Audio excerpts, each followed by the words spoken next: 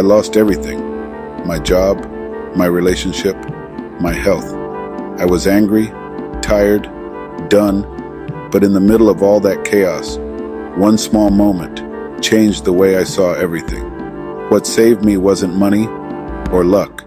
It was wisdom, real, quiet, soul-shifting wisdom. Toby had always followed the rules.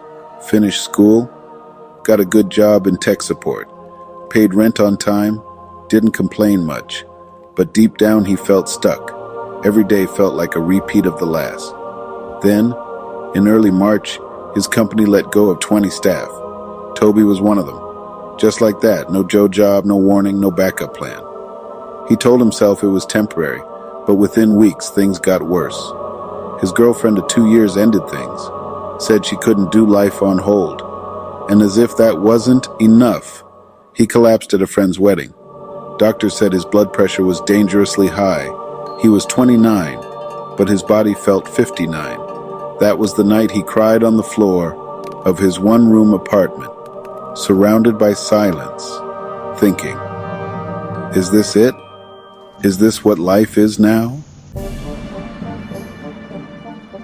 One morning, after a week of barely eating, barely sleeping, Toby walked, no destination, just walked through the streets of his town in worn-out slippers.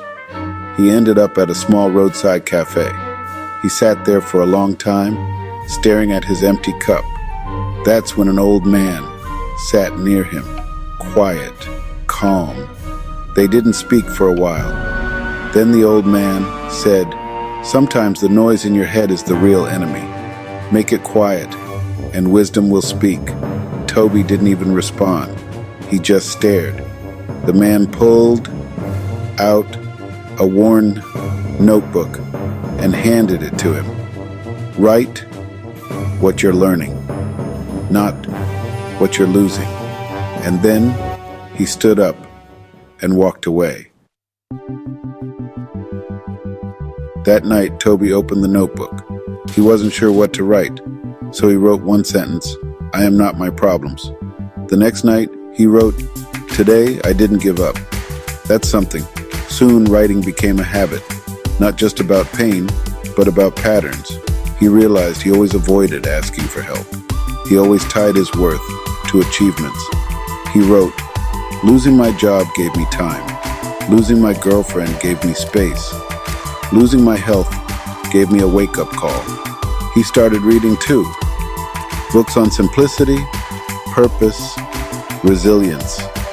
He wasn't chasing motivation. He was building wisdom. Quietly, he started making small changes, drinking more water, walking in the mornings, reaching out to people he hadn't spoken to in years. And the more he reflected, the more his mind began to clear. With no income, he began offering to edit videos for free, just to practice. He learned video editing on YouTube, messed up a lot, got laughed at a few times, but he kept going. One of his free clients referred him to someone else, then another. He made his first 15,000, then 50,000, then 100,000. Was he rich? No. But for the first time, he was building something that felt right. He worked from home, set his own hours, took breaks to write in his notebook. He called it his wisdom journal. It wasn't a business plan, it was his anchor.